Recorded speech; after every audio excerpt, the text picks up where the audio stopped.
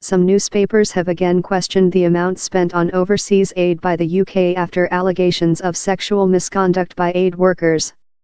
International aid summits since the 1970s have been urging countries to spend 0.7% of their national income on overseas development assistance, ODA, popularly known as foreign aid.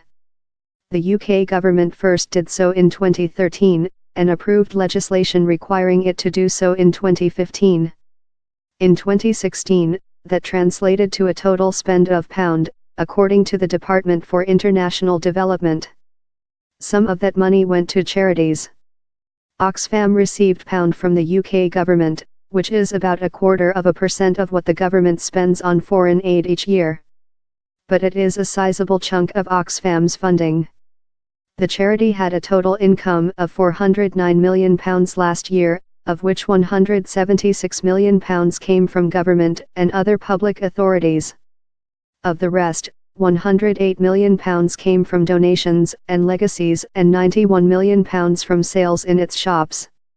Its total income put it at number 4 on the list of UK charities, behind Cancer Research, the British Heart Foundation and Macmillan Cancer Support, according to the 2017 Top 100 Charities Fundraising Spotlight. About 64% of UK foreign aid is bilateral aid, which is sent directly to the countries involved. Last year, the top 3 recipients were Pakistan, Syria, and Ethiopia. The remaining 36% is multilateral aid, which is distributed by international organizations including charities. The top recipient of UK multilateral aid is the International Development Association, which is part of the World Bank. It received £1 from the UK last year.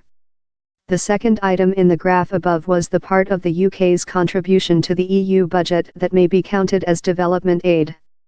The EU spends that money on humanitarian aid and on emergency responses to world crises, as well as on projects in countries close to the EU and those hoping to join in the future. Oxfam's £1 puts it just outside the top 20 recipients of multilateral aid.